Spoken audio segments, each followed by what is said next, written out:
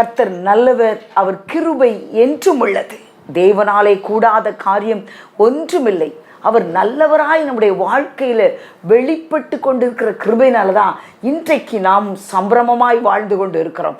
தேவன் நம்மோடு இருக்கிறார். எத்தனை பேர் கம்பீரமாய் சொல்ல முடியும்? நம்முடைய வாழ்க்கையில் தேவன் இருக்கிறார். என்னுடைய ஒவ்வொரு அசைவிலும் அவர் வெளிப்படுகிறார். அல்லேலூயா. அசைவு ஒவ்வொன்றும் அவருடையது. நான் தேவனுடையவள். அல்லேலூயா. நான் தேவனுடையவளாய் வாழ்ந்தா என் வீட்டார் தேவனுடையவர்களாய் என்ன செய்வார்கள்? மாறுவார்கள். என் வீட்டார் தேவனுடையவர்களாய் மாறும்படிக்கே கர்த்தர் கிருபை கொடுத்திருக்கிறார். அல்லேலூயா.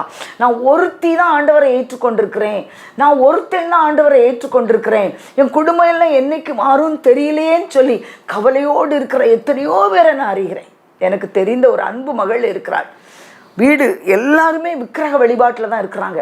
அவள் மாத்திரம் ரட்சிக்கப்பட்டு அபிஷேகம் பெற்று வருஷ கணக்காய் ஆண்டவரோடு கூட வைராக்கியமே வாழ்ந்து கொண்டு இருக்கிறாள். அவளுக்கு இப்போ திருமணமாகிவிட்டது.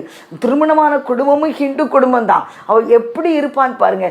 என்றைக்கு ஆண்டவர் என் குடும்பத்தாரை ரட்சிப்பார், என் குடும்பம் முழுவதும் என்றைக்கு ஆண்டவருடைய குடும்பமாய் மாறும், நான் என்னைக்கு விடுதலையாய் அவரை ஆராதிப்பேன்னு சொல்லி அவள் ஆண்டவருடைய முகத்தையே பார்த்து கொண்டிருக்கிறாள். அவர்கள் அவரை நோக்கி பார்த்து பிரகாசம் அடைந்தார்கள். அவர்கள் முகங்கள் வெட்கப்படவில்லை. அவருடைய முகத்தை பார்க்கிறவருடைய முகங்கள் பிரகாசம் அடையும். அது வெட்கப்பட்டு போகாதபடி காக்கிற தேவன் நம்மோடு கூட இருக்கிறார். வெட்கப்பட்டு போவதே இல்லை. ஆமென். ஹல்லேலூயா.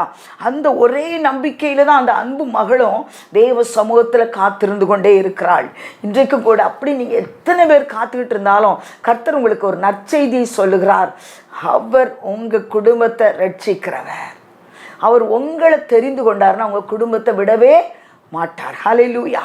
அப்படி ஒரு சில குடும்பங்களை நம்ம பார்க்கலாமா? கர்த்தருடைய கிருபையினால அப்போஸ்தலர் 16ஆம் அதிகாரத்தில் நம்ம பார்க்கலாம். பவுல் அப்போஸ்தலன் பிலிப்பி பட்டணத்தில் இருக்கிறார். அவர் எங்கே போனாலும் பாருங்கள் வழக்கமாக ஜெபிக்கிற ஒரு ஜெப கொடுகையை வச்சிருப்பார் போல. நம்ம அந்த பிலிப்பி பட்டணத்தில் அவர் இருக்கிறாரு. அப்போஸ்தலர் 16:13 வாசிக்கிறேன். ஓய்வு நாளில் நாங்கள் பட்டணத்துக்கு வெளியே போய் ஆற்றின் அருகே வழக்கமாய் ஜெபம் பண்ணுகிற இடத்தில் உட்கார்ந்து அங்கே கூடி வந்த ஸ்திரீகளுக்கு உபதேசித்தோம். அப்போ எங்கே போனாலும் ஜெபிக்கிற ஒரு பழக்கம் பவுல் அப்போஸ்தலனுக்கு இருந்திருக்கிறது. அவரோடு கூடின ஒரு கூட்டத்தை உட்கார வைத்து அமர வைத்து அவர் ஜெபித்து கொண்டு இருக்கிறார். இது எத்தனை பேருக்கு இருக்குது? கர்த்தருடைய கிருபையினால பல வருடங்களாய் நான் எங்கே போனாலும் என் குடும்பத்து பிள்ளைகள் முதலாவது கர்த்தர் என்னை அபிஷேகம் பண்ணின பிற்பாடு நான் எங்கள் ஃபேமிலிக்குள்ளே எங்கே போனாலும் கட்டாயம் 1-2 பேரை கூட்டி வைத்து அந்த ஜெபிக்கிற ஜெப பழக்கம் இருக்கிறது. சர்ச்சுக்கு போனாலும் அங்கே ஒரு குழு, ஒரு சின்ன சின்ன குழுக்களாய் கூடி ஜெபிக்கிற பழக்கம், இது மிகவும் அருமையான ஒரு பழக்கமாக இருக்கிறது. இன்றைக்கு எத்தனை பேர் அந்த பழக்கத்தை உடையங்களா இருக்கு? நீங்கள் பவுல் அப்போஸ்தலன் அந்த பழக்கத்தில் தான் வந்திருக்கிறார் பாருங்கள். அந்த வழக்கத்தில் தான் வந்திருக்கிறார். அப்படி வழக்கமாய் கூடி செபிக்கிற ஒரு இடத்துல தான் அங்கே ஒரு ஸ்திரீ, ஒரு அம்மா உட்காந்துருக்குறாங்க.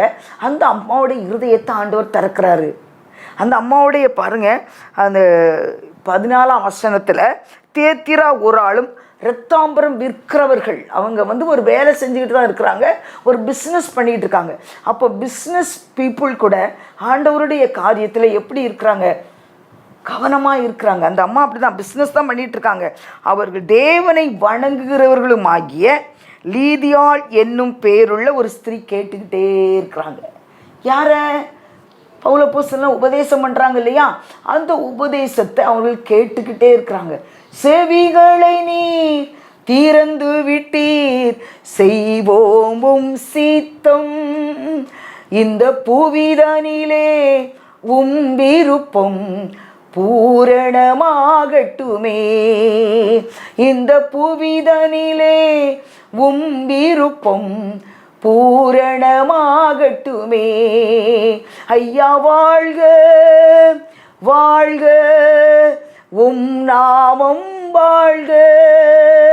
ஐயா வாழ்க வாழ்க, உம் நாமம் வாழ்க. அல்லேலூயா. செவிகளை திறந்து விட்டால் செய்வது தேவ சித்தம்தான். அப்போ முதலாவது நமக்கு எது திறக்கப்பட வேண்டும்? செவி திறக்கப்பட வேண்டும். காதுகள் திறக்கப்பட்டு கர்த்தருடைய வார்த்தையை கவனிக்கும் பொழுது அங்கே தேவ சித்தம் நிறைவேறுவதற்கான வாசல் திறக்கப்படுகிறது.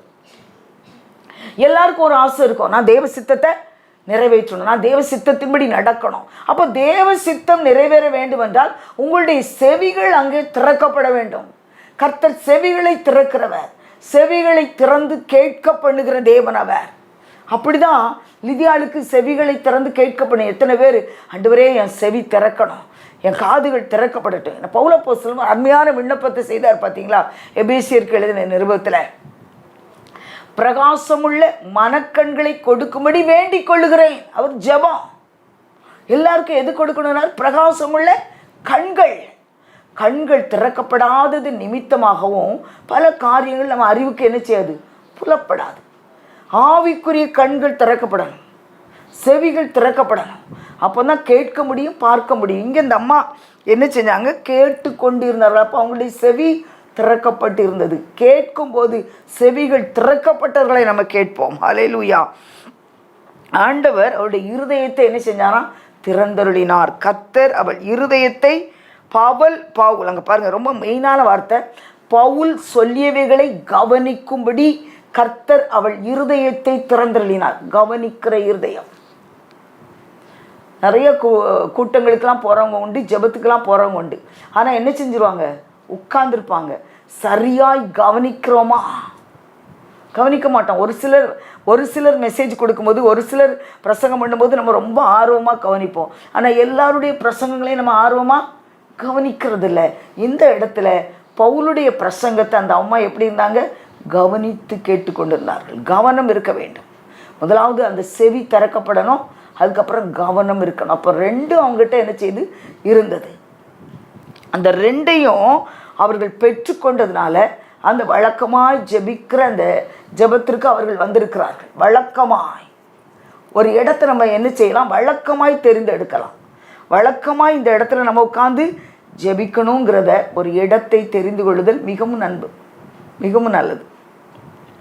நம்ம வீடுகளில் கூட நம்ம என்ன செய்யலாம்? ஒரு இடத்த, குறிப்பிட்ட இடத்த செலக்ட் பண்ணி நல்லா அதை க்ளீன் பண்ணி ஒரு பாயை நீங்கள் விரித்து வச்சுருங்கன்னா நம்ம டக்குன்னு நினைக்கும் போதெல்லாம் அதில் முழங்கால் போட்டு என்ன செய்ய முடியும்? ஜெபிக்க முடியும். கர்த்தர் அப்படிப்பட்ட கிருபைகளை கொடுக்கிறவர். ஜெபிக்க நினைச்சோன்னா கர்த்தர் ஜெபிக்க வைத்திருவார். அந்த விருப்பம் நம்முடைய இருதயத்தில் தான் உண்டாகணும். ஜெபிக்கணுங்கிற விருப்பம் எந்த இடத்துல இருந்தாலும் கர்த்தர் நம்மை ஜெபிக்க வைக்கிற தேவன். ஹல்லேலூயா. பாருங்க, இதில் 15ஆம் வசனத்தில் அவளும் அவள் வீட்டாரும் ஞானஸ்நானம் பெற்ற பின்பு. அப்போ முதல்ல யார் மட்டும்தான் வந்தா? அவள். அதுக்கப்புறம் அவளுடைய வீட்டார் என்று எழுதப்பட்டிருக்கிறது. அப்போது அவளோடு இணைந்து அவள் வீட்டாரும் ஞானஸ்நானம் பெற்றுக்கொள்கிறார்கள். கர்த்தருடைய சமூகத்தில் வரும் பொழுது நாம் முதல்ல தனிமையாய் வந்திருந்தா ஆண்டவர் வீட்டாரை நமக்கு திருப்பி கொடுக்கிற தேவன். மனம் திரும்புதலில் பட்டியலில் மரம் திரும்புதலின் வரிசையில் நம்முடைய வீட்டாரை கர்த்தர் கொண்டு வந்து நிறுத்துகிறவர். ஹல்லேலூயா, ஹல்லேலூயா. இப்படி பாருங்க, அவளுடைய வீட்டார் ஞானஸ்நானம் எடுத்தாங்கன்னு சொல்லி பார்க்கும்போது மனதுக்கு ரொம்ப சந்தோஷம். தனியாய் கர்த்தரை தேடுகிறவர்கள் வீட்டாரோடு கூட ஞானஸ்நானம் எடுக்க முடியும்னு எத்தனை பேர் நம்புறீங்க? எல்லாரும் நம்புவோம். நம்பிக்கை தான் நம்முடைய வாழ்க்கையின் ஓட்டத்திற்கே அஸ்திபாரமாக இருக்கிறது. நானும் என் வீடும் என் வீட்டார் அனைவரும் ஓயாமல் நன்றி சொல்வோம். நானும் என் வீடும் என் வீட்டார் அனைவரும் ஓயாமல் நன்றி சொல்வோம். ஒரு கருப்போல காத்தீரே நன்றி, என்னை சிதையாமல் சுமந்தீரே நன்றி. ஒரு கருப்போல காத்தீரே நன்றி, என்னை சிதையாமல் சுமந்தீரே நன்றி. எபினேசரே எபினேசரே இந்நாள் வரை சுமந்தவரே, எபினேசரே எபினேசரே, என் நினைவாய் இருப்பவரே, நன்றி நன்றி நன்றி. இதயத்தில் சுமந்தீரே நன்றி, நன்றி நன்றி நன்றி. கரு போல சுமந்தீரே நன்றி. அப்போ அவளோடு கூட இணைந்து அவளுடைய வீட்டார் ஞான ஸ்நானம் பெற்றுக்கொண்டார்கள். ஹல்லேலூயா. அதுக்கப்புறம் பாருங்க, நீங்கள் அப்போஸ்தலர் எழுதின புத்தகத்தில் 10ஆம் அதிகாரத்துக்கு அங்கே வாங்க. அங்கே ஒரு மனிதர் தான் மட்டுமல்ல தன்னுடைய குடும்பம் முழுவதையும் சேர்த்து வச்சுக்கிட்டு இருக்கிறார். இத்தாலியா பட்டணம் எனப்பட்ட அந்த பட்டாளத்தில் 100க்கு அதிபதியாகிய கொர்நேலியு பெரிய பணக்காரே. 100க்கு அதிபதினாலே நல்ல வசதி உள்ளவங்க தானே அர்த்தம். அப்போ கொர்நேலியு நல்ல பணக்காரர்களும் ஜெபிக்கிறவர்களாய், தேவனை தேடுகிறவர்களாய், ஜெபிக்கிறவர்கள் என்பதை சொல்வதை காட்டிலும் தேவனை தேடுகிறவர்களாய், தேவனோடு கூட உறவுள்ளவர்களாய், அந்த தேவனுடைய உறவை விரும்புகிறவர்களாய் அவர்கள் காணப்படுகிறார்கள். அந்த வரிசையில் கொர்நேலியு முதலிடம் பெறுகிறார். அவருக்குள்ள எல்லா நல்ல குவாலிட்டி ஒரு மனுஷனாக இருக்கிறார். அவர் பாருங்க, அவர் தேவ பக்தி உள்ளவர். 2:10 தன் வீட்டார் அனைவரோடும் தேவனுக்கு பயந்திருந்தார். அங்கே லீதியாள் அம்மா அவர்களும் வீட்டார் அனைவரோடு கூட ஞானஸ்தானம் பெற்றுக்கொண்டார்கள். இங்கே 100க்கு அதிபதி என்ன பண்றாரு? கொர்நேலியு தன் வீட்டார் அனைவரோடு கூட தேவனுக்கு பயப்படுதல். பாருங்க, தேவனுக்கு பயப்படுதல். நம்ம பயப்பட்டால் நமக்கும் தேவனுக்கும் மட்டும்தான் தெரியும். ஆனால் இங்கே அழகாக எழுதப்பட்டிருக்கு, வீட்டார் எல்லாரும் தேவனுக்கு பயப்பட்டார்களாம். அவன் தேவ பக்தி உள்ளவனாக இருந்தான். அப்போ அவங்க வாழ்கிற வாழ்க்கை எப்படி சரியான வாழ்க்கை. ஒரு தகப்பனாரை பார்த்து தகப்பனை முன்னுதாரணமாக வைத்து பிள்ளைகள் வாழ்ந்திருக்கிறார்கள். அந்த குடும்ப தலைவனை பார்த்து எல்லாரும் என்ன செஞ்சிருக்கிறாங்க? வாழ்ந்திருக்கிறாங்க. அதனால தான் அவன் பக்தி உள்ளவனாக இருக்கிறான், அவன் தேவனுக்கு பயந்தவனாக இருக்கிறான். அதனால வீட்டார் அனைவரும் தேவனுக்கு பயந்தவர்களாய் காணப்படுகிறார்கள். ஒரு வீட்டில் ஒரு நல்ல எக்ஸாம்பிள் இருந்துச்சுன்னா, நல்ல ஒரு ரோல் மாடல் இருந்தாங்கன்னா, கர்த்தர் அந்த குடும்பம் முழுவதையுமே மாற்றி அமைக்கிறவர். குடும்பம் முழுவதையும் கர்த்தர் தமக்குள்ளாய் கொண்டு வருகிற தேவன். பாருங்க, ஜனங்களுக்கு மிகுந்த தருமங்களை செய்கிறான். தேவ சமூகத்தில் அமர்ந்திருக்கிறவன், தேவனை தேடுகிறவன் எதை செய்வான்? கட்டாயம் தர்ம காரியங்களை செய்வான். அப்போ அவனுக்குள்ளே என்ன இருக்கும்? இரக்க சுபாவம் இருக்கும், அவனுக்குள்ள அன்பு இருக்கும், அவனுக்குள்ள சாந்தம் இருக்கும், அவனுக்குள்ள பொறுமை இருக்கும். இதெல்லாம் குணாதிசயங்களை உடையவன் தான் அவன் வாழ்ந்து கொண்டு இருக்கிறான். இன்றைக்கும் தேவனை தேடுகிற நாம் தர்ம காரியங்களை செய்கிறோமா? கர்த்தருடைய கிருபையினால் நாங்கள் எல்லா வீடுகள்லையும் நாங்கள் ஜெபித்து முடிச்சுட்டு ரோட்டோரத்தில் இருக்கிறவங்களுக்கு சாப்பாடு கொடுக்க போவோம். அப்போது அந்த ஜனங்கள் வாங்கி சாப்பிடுகிறத பார்க்கும் பொழுது எங்கள் இருதயம் அப்படி வேதனை அடைந்து கண்களிலிருந்து கண்ணீர் வடியும். காரணம் என்னன்னா, அத்தனை பசியோடு வாழ்கிற ஜனங்களை பார்த்துருக்குறோம். ஆனால் இப்போ நாங்கள் வர வர பார்க்குறோம், நிறைய பேர் எழும்பி அந்த காரியங்களை செய்கிறத நாங்கள் பார்க்குறோம். மிகவும் சந்தோஷமாக இருக்கிறது. கிட்டத்தட்ட 10 வருடங்களுக்கு முன்பதாகலாம் அப்படி யாருமே நிறைய பேர் கொடுத்ததை நான் பார்க்கலை. நாங்கள் மாத்திரம் போய் கொடுத்துருக்குறோம். 10-15 வருடங்களுக்கு முன்பாக இருந்தேன். நாங்கள் மட்டும் இல்லை, எனக்கு தெரிய இப்போ நான் பார்க்குற ஏரியாக்களில், நாங்கள் கொடுக்குற அதே ஏரியாக்களில் நிறைய பேர் இந்த தர்ம காரியத்தை செய்கிறத நான் பார்க்குறேன். அப்போ நம்ம என்ன செய்யணும்? ஒரு தீர்மானத்தை எடுத்துக்கொள்ள வேணும். உங்கள் எல்லைகளுக்குள்ள விதவைகள் யாராவது இருந்தால் அவங்கள விசாரிக்கிறீங்களா? அவங்களுக்கு என்ன தேவைன்னு நீங்கள் உதவி செய்கிறீங்களா? கர்த்தர் அதை விரும்புகிறார். திக்கற்றவர்கள், அவர்களுக்கு வேறு வழி இல்லைன்னு உங்களுக்கு நல்லா தெரியும். அப்போ அப்படிப்பட்டவர்களுக்கு உதவி செய்வதற்காகவே கர்த்தர் நமக்கு இந்த பக்தி வினயமான ஒரு வாழ்க்கையை கொடுத்திருக்கிறார். எனக்கு தெரிந்த ஒரு அருமையான புற ஜாதி ஹிந்து மார்க்கத்தின் மகனை தெரியும். ஆனால் அந்த மகனுக்கு ஜெபம் தெரியாது, வேதம் தெரியாது, இப்படிப்பட்ட சத்தியம் தெரியாது. ஆனால் அதிகமான பேருக்கு அவர் உண்மையுள்ள இருதயத்தோடு உதவி செய்கிறத பார்த்துருக்கிறேன். அவர் உதவி செய்கிறத வெளியரங்கமாய் தெரியாதபடி அந்தரங்கத்தில் செய்கிற ஒரு மகன், அந்தரங்கத்தில் உதவி செய்கிறவர். அப்போ அப்போ நான் அடிக்கடி நினைப்பேன், ஆண்டவரே இந்த மகன் ரட்சிக்கப்பட்டால் எப்படி இருக்கும், இந்த மகன் ஆண்டவரே உங்களை அறிந்து கொள்ளணும் ஐயா, எப்படியாவது இந்த குடும்பம் உங்களை அறிந்து கொள்ளணும், இவர்கள் உண்மை அறிந்து கொண்டு இப்படிப்பட்ட காரியங்களை செய்வார்கள் என்றால் பரலோகத்தில் இவர்களுடைய பலன் எப்படி இருக்கும், மிகுதியாக இருக்குமே. அல்லேலூயா. அப்போ இங்க பாருங்க, அந்த அவன் என்ன பண்றான், வீட்டார் அனைவரோடும் தேவனுக்கு பயந்தவனாய் இருந்தான். தேவனுக்கு பயந்தவனாய் இருந்தான், ஜனங்களுக்கு தர்மங்களை செய்தான், எப்பொழுதும் தேவனை நோக்கி ஜெபம் பண்ணி கொண்டிருந்தான். அதனாலதான் அவனுடைய எல்லையில தேவதூதர்கள் வெளிப்பட்டார்கள். தேவதூதர்கள் நம்முடைய எல்லையில இறங்கி வருகிறவர்கள், நமக்கு சப்போர்ட் பண்றதுக்காக கர்த்தர் தேவதூதர்களையும் பணிவிடை ஆவிகளையும் வைத்திருக்கிறார். ரட்சிப்பை சுதந்திரிக்க போகிறவர்களின் நிமித்தமாக, எபிரேயர் 1ஆம் அதிகாரம் கடைசி வசனத்தை நீங்க வாசித்து பார்த்தீங்கன்னா, ரட்சிப்பை சுதந்திரிக்க போகிறவர்களின் நிமித்தமாக ஊழியம் செய்யும்படிக்கு அவர்கள் எல்லாரும் அனுப்பப்படும் பணிவிடை ஆவிகள். அப்ப ரட்சிப்பை சுதந்திரிக்க போகிறவர்கள் நிமித்தமாக தான் இந்த ஒரு மனுஷன் தனியா உட்கார்ந்து இருந்தான்னா, அந்த ஒரு மனுஷன் தேவ சமூகத்துல ஆண்டவரே என் குடும்பத்துல இருக்கிறவர்கள் ரட்சிக்கப்பட வேண்டும் என்று ஜெபிக்கும் பொழுது அனுப்பப்படுகிற பணிவிடை ஆவிகள் இவர்களுக்காக நிச்சயமாய் அனுப்பப்படுவார்கள். இதுதான் வசனம். ரட்சிப்பை சுதந்திரிக்க போகிறவர்களின் நிமித்தமாக ஊழியம் செய்யும்படிக்கு அவர்கள் எல்லாரும் அனுப்பப்படும் பணிவிடை ஆவிகள். அப்போ ஒரு மனுஷனுக்காக நம்ம ஒரு மனுஷன் இல்லை, ஒரு மனுஷன் ரட்சிக்கப்பட்டு தேவ சமூகத்தில் அமர்ந்து ஆண்டவரே என் வீட்டார் ரட்சிக்கப்படவேன், என் வீட்டாரை கர்த்தர் ரட்சிக்க வேண்டும், என் வீட்டார் ஞானஸ்தானம் பெற வேண்டும் என்று சொல்லி வாஞ்சித்து கேட்கும் பொழுது கர்த்தர் தம்முடைய பணிவிடை ஆவிகளை அனுப்பி ரட்சிப்பை அவர்களுக்கு கொடுக்க வல்லவராய் இருக்கிறார். அல்லேலூயா. கர்த்தர் அப்படிப்பட்ட கிருபையை செய்கிறவர். இன்றைக்கும் சோர்ந்து போகாமல் தேவ சமூகத்தில் அமர்ந்து விடுங்கள். நீங்க இருக்கும்போது, நடக்கும்போது, படுக்கும்போது பேசிக்கொண்டே இருங்கள் தேவனிடத்தில். கர்த்தர் அதுதானே சொன்னார், நீ உட்காரும் போது, நடக்கும்போது, படுக்கும்போது பேசிக்கொண்டே இரு. இது ஒரு ஜபம். அமர்ந்து ஜபிக்கிறது ஒரு ஜபம்.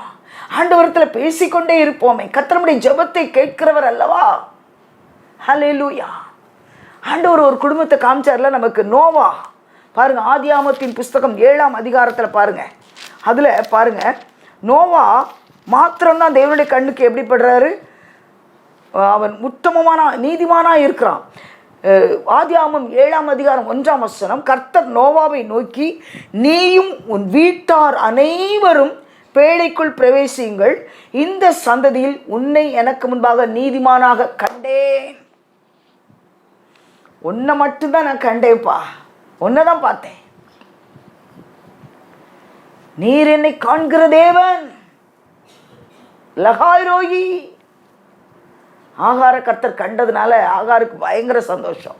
அதனாலதான் நீர் என்னை காண்கிற தேவன் சொன்னா. இங்க கர்த்தர் ஒரு மனுஷனை பார்க்கிறாரு. எப்படி பார்க்கிறாருன்னா நீதிமானாய் பார்க்கிறார். இன்றைக்கு ஆண்டவருடைய பார்வையில் நீங்களும் நானும் இயேசு கிறிஸ்துவின் ரத்தத்தினால் கழுவப்பட்ட நீதிமான்கள் என்ற வரிசையில் நின்று கொண்டு இருக்கிறோம். அன்றைக்கு பார்த்த அந்த நோவாவை பார்த்த தேவன் அவனுடைய குடும்பத்தை கைவிடலை. அவனுடைய குடும்பத்தை கைவிடவே இல்லை. இந்த குடும்பத்தை அவனோடு சேர்த்து கொண்டுதான் அந்த கப்பலுக்குள்ள நீயும் உன் வீட்டாரும் என்ற வார்த்தையை கர்த்தர் கொடுத்தார். அவனும் அவன் மனைவியும் அவனுடைய மக்களும் மருமக்கள் மாறும் எல்லாருமே அவரோடு கூட இணைந்து அந்த பாதுகாப்பை பெற்று கொண்டார்கள். அப்போ ஒரு மனிதன் கர்த்தரை தேடும் பொழுது அங்கு வீட்டாருக்கு ஒரு பாதுகாப்பு கிடைக்கிறது. லீதியாளம்மாள் தன்னுடைய வீட்டாரோடு ஞானஸ்தானம் பெற்று கொண்டார்கள்.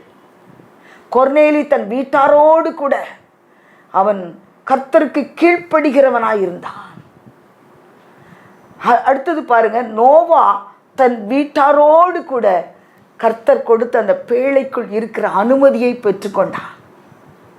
அதை போலதான் இன்றைக்கும் நமக்கும் நம்முடைய பிள்ளைகளுக்கும் தேவன் பாதுகாப்பு கொடுக்கிறவராய் இருக்கிறார். கர்த்தர் பாதுகாக்கிறவர். அதனால்தான் யோசுவா சொன்னார், நானும் என் வீட்டாருமோ என்றால் கர்த்தரையே சேவிப்போம். நானும் என் வீடும் என் வீட்டார் அனைவரும் ஓயாமல் நன்றி சொல்வோம். ஒரு கரு போல காத்தீரே நன்றி. என்னை சீதையாமல் சுமந்தீரே நன்றி. நன்றி சொல்லுகிற ஒரு இருதயம். என்னுடைய வீட்டாரும் இதுவரைக்கும் பாதுகாக்கப்பட்டிருக்கிறார்கள் என்று சொல்லி நன்றியோடு கூட பாடுகிறவர்களாய் நாம் காணப்படுகிறோம்.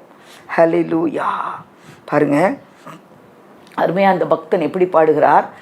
ஒன்றுமே இல்லாமல் துவங்கின என் வாழ்வு நன்மையால் நிறைந்துள்ளதே. உன் பிள்ளைகள் உன் பந்தியை சுற்றிலும் ஒலிவுமர கன்றுகளைப் போல் இருப்பார்கள். தனிமையாய் நிற்கிற மகனுக்கு, தனிமையாய் நிற்கிற மகளுக்கு கர்த்தர் ஒரு குடும்ப உறவு, ஒரு கணவனை, ஒரு மகனை கணவனாக்குகிறார். அவனுக்கு ஒரு மனைவியை கொடுக்கிறார். அவன் ஒரு குடும்பமாக்குகிறார். குடும்பமாக்கப்பட்ட பிற்பாடு பிள்ளைகளை கொடுக்கிறார். பிள்ளைகள் பந்தியை சுற்றிலும் ஒலிவமர கன்றுகள். அப்போ தேவன் ஒரு மனுஷனை நீதிமானா கண்டு அவனுடைய வீட்டாரை எல்லாரையும் பாதுகாத்தது போல இன்றைக்கு உங்களையும் என்னையும் கண்டு நம்முடைய வீட்டாரை கர்த்தர் பாதுகாக்கிறவராய் வருகிறார். இதே அப்போஸ்தலர் 16ஆம் அதிகாரத்தில் எடுத்துக்கொள்ளுங்க. அங்கே ஒரு மனுஷனை நம்ம பார்க்கலாம். அந்த பவுல் அப்போஸ்தலன் பாருங்க. பவுல் அப்போஸ்தலன் இப்படி தன்னுடைய அந்த பிலிப்பி பட்டணத்தில் இருந்து தன்னுடைய ஜெப வாழ்க்கையை பார்த்தோம் நம்ம முதல்ல. அப்படி அவர் தினந்தோறும் அந்த இடத்துல ஜெபிச்சுக்கிட்டு வரும்போது ஒரு அசுத்த ஆவி உள்ளவள் அந்த இடத்துல இருந்து, இந்த மனுஷன் தேவனுடைய ஊழியக்காரன் ரட்சிப்பின் வழியை நமக்கு அறிவிப்பார்னு டெய்லி அவள் கத்திக்கிட்டே இருந்தாள். அதை பார்த்தோன்னே பவுல் அப்போஸ்தலன் கடிந்து கொண்டு அவளுக்குள்ளே இருந்த அசுத்த ஆவியை வெளியேற்றிட்டார். இந்த அசுத்த ஆவியை வைத்து அவளை வச்சு நிறைய சம்பாதிக்கிற எஜமான் அவளுக்கு இருந்தார். உடனே அந்த பெண்ணு என்ன சொல்லிட்டா, அந்த எஜமான்கிட்ட போய் இனி நம்மளால் சம்பாதிக்க முடியாது, எனக்குள்ளே இருந்த ஆவி போயிருச்சு, இனி நான் ஒன்றும் பண்ண முடியாது, குறி சொல்ல முடியாதுன்னு சொன்னதுனால அவன் என்ன பண்ணா, பவுலையும் சீலாவையும் இழுத்து கொண்டு வந்து ஒப்பு கொடுத்தான். எங்கே பாருங்கள், அப்போஸ்தலர் 16ஆம் அதிகாரத்தில் 23ஆம் வசனம் 22ஆம் வசனத்தில் அதிகாரிகள் கையில் அவர்களை ஒப்பு கொடுக்குறாங்க. அதிகாரிகள் அவர்கள் வஸ்திரங்களை கிழித்து போடவும் அவர்களை அடிக்கவும் சொல்லி அவர்களை அநேக அடித்த பின்பு சிறைச்சாலையிலே வைத்து அவர்களை பத்திரமாய் காக்கும்படி சிறைச்சாலைக்காரனுக்கு கட்டளையிட்டார்கள். கொண்டு வந்து சிறைச்சாலையில் போட்டாச்சு. காரணம் என்ன? அசுத்த ஆவியை விரட்டினது. அசுத்த ஆவியை விரட்டினா நல்லது தானே. ஆனால் பாருங்கள், இவங்களுக்கு என்ன கிடைச்சிது? சிறைச்சாலை தண்டனை. அந்த சிறைச்சாலையில் இருந்தாலும் அவங்க சும்மா இருக்கலை. சிறைச்சாலையை துதிசாலையாய் மாற்றினார்கள், துதித்தார்கள். அப்படிதான் அங்கே ஒரு பெரிய அதிர்வு உண்டானது. பாருங்க, பூமி மிகவும் அதிர்ந்தது. உடனே கதவுகள் எல்லாம் திறக்கப்பட்டுருச்சு. கட்டுகள் கலண்டு போயிட்டு, இவங்களை கட்டி சிறைச்சாலையில் வச்சிருந்தாங்கல்ல, அந்த கட்டுகள் எல்லாம் கலண்டு போயிட்டு சிறைச்சாலையை பாதுகாத்து கொண்டிருந்தவன் அப்போதான் தூங்கி முழிச்சு ஓடி வரான். என்ன பண்ணுறதுன்னு தெரில, இவங்க 2 பேரையும் என்ன ஆனாங்கன்னு தெரிலன்ட்டு அவன் தற்கொலை பண்ண போகிறான். உடனே அங்கே பாருங்க, பவுல் மிகுந்த சத்தமிட்டு, நீ உனக்கு கெடுதி ஒன்றும் செய்து கொள்ளாதே, நாங்கள் எல்லாரும் இங்கே தான் பத்திரமா இருக்கிறோம்ப்பா. உடனே அவன் என்ன பண்ணுறான், வாங்கன்னு சொல்லி எல்லாரையும் கூப்பிட்டு பவுலுக்கும் சீலாக்கும் முன்பதாக விழுந்துட்டான். கீழே விழுந்து அவர்களை கொண்டு வந்து அவன்கிட்ட கேட்குறான், ஆண்டவமாரே, ரட்சிக்கப்படுவதற்கு நான் என்ன செய்யணும் ஆண்டவரே? நான் முதல்ல ரட்சிக்கப்படணும். தனக்குரிய வழிகளை கேட்குறான். உடனே அவங்களாம் நம்ம பவுல் சொல்லுகிறாரு பாருங்க, பவுலும் சீலாவும் அதற்கு அவர்கள் தான் இருக்குது. அப்போ 2 பேரும் சேர்ந்து தான் சொல்லியிருக்கிறாங்க, கர்த்தராகிய இயேசு கிறிஸ்துவை விசுவாசி. அவன் என்ன கேட்டான்? நான் ரட்சிக்கப்படன்னு கேட்டான். பதில் என்ன சொல்கிறாங்க? நீ இயேசு கிறிஸ்துவை விசுவாசி, அப்பொழுது நீயும் உன் வீட்டாரும் ரட்சிக்கப்படுவீர்கள். ஒரு ஆளுக்கு மாத்திரமல்ல, முழு குடும்பத்துக்கும் சமாதானத்தையும் சந்தோஷத்தையும் சொல்யூஷனையும் கொடுக்கிற தேவன். ஒரே ஒரு சிம்பிளான காரியம்தான். நீ சிம்பிளாக ஒன்று பண்ணி, விசுவாசம் மாத்திரமே முக்கியம். நீ விசுவாசித்தா போதும், உன் வீட்டாரும் ரட்சிக்கப்படுவார்கள். சொன்ன உடனே அவனுக்கு அவ்வளோ சந்தோஷம். காரணம் அவனுக்கு மாத்திரம் தான் அவன் கேட்டான், ஆனால் வீட்டாருக்கும் கிடைத்தது என்று சொல்லி மிகுந்த சந்தோஷமாய் அவர்களை கூட்டி கொண்டு போய் அவர்களுடைய காயங்களை கட்டி அந்த காயங்களெல்லாம் கட்டுறான். பாருங்க, அவர்களை அழைத்து கொண்டு போய் அவருடைய காயங்களை கழுவினார். அவனும் அவனுடையவர்கள் அனைவரும் உடனே ஞானஸ்தானம் பெற்றுக்கொண்டார்கள். அப்போ விசுவாசம் உடனே அவனுக்குள்ள வந்துருச்சு. ஞானஸ்தானம் பெற்றுக்கொள்ள அவனுக்கு தகுதி ஆயிற்று. ஞானஸ்தானம் பெற்றுக்கொண்ட அவனும் அவனுடையவர்கள் அனைவரும், அவனுடைய வீட்டார் அனைவரும் ஞானஸ்தானம் பெற்றுக்கொண்டார்கள். அப்போ ஒருவனாய் இருக்கையில் அவனை அழைத்து என்று ஆபிரகாமை பார்த்து பேசுகிற தேவன் ஆபிரகாமை தனியே விடலை, அவனுடைய புத்திரரை ஆசீர்வதித்த தேவன். நீங்கள் ஒரே ஒரு ஆளா இன்னைக்கு நான் ஆண்டவரை நான் மட்டும்தான் பிடிச்சிருக்கிறேன் அப்படின்னு சொல்லி ஒரு கணவனோ ஒரு மனைவியோ ஒரு தாயோ ஒரு தகப்பனோ இல்லை ஒரு சகோதரனோ ஒரு சகோதரியோ நீங்கள் யாரையாவது யோசிச்சுக்கிட்டு இருக்கலாம். நீயும் உன் வீட்டாரும் ரட்சிக்கப்படுவீர்கள். லீதியாள் வீட்டாரோடு ஞானஸ்நானம் பெற்றுக்கொண்டான். கொர்நேலியு தன் வீட்டாரோடு கூட தேவனுக்கு பயந்திருந்தான். நோவா தன் வீட்டாரோடு நோவா பிழைக்குள்ள போனான். யோசுவா நானும் என் வீட்டாருமோ வென்றால் கர்த்தரையை சேவிப்போன்னு சொன்னார். இங்கே ஒன்னே ஒன்றை மட்டும் செய், நீ விசுவாசி. உடனடியாய் அவன் தன் அத்தனை பேரோடு கூட குடும்பத்தாரோடு கூட அவன் ஞானஸ்நானம் பெற்றுக்கொண்டான் என்று இருக்கிறது. கர்த்தர் எப்படிப்பட்ட தேவன், நல்ல தேவன். ஆண்டவரே உமக்கு நன்றி. நாங்களும் எங்களுடைய வீட்டாரும் இப்படிப்பட்ட ஆசீர்வாதங்களை சுதந்திரித்து கொள்ள கர்த்தர் எங்களுக்கு கிருபை கொடுங்க. தெய்வ பலத்தினால் இடை கட்டுங்க. இயேசு கிறிஸ்துவின் நாமத்தில் பிதாவே, ஆமென், ஆமென். ஹல்லேலூயா.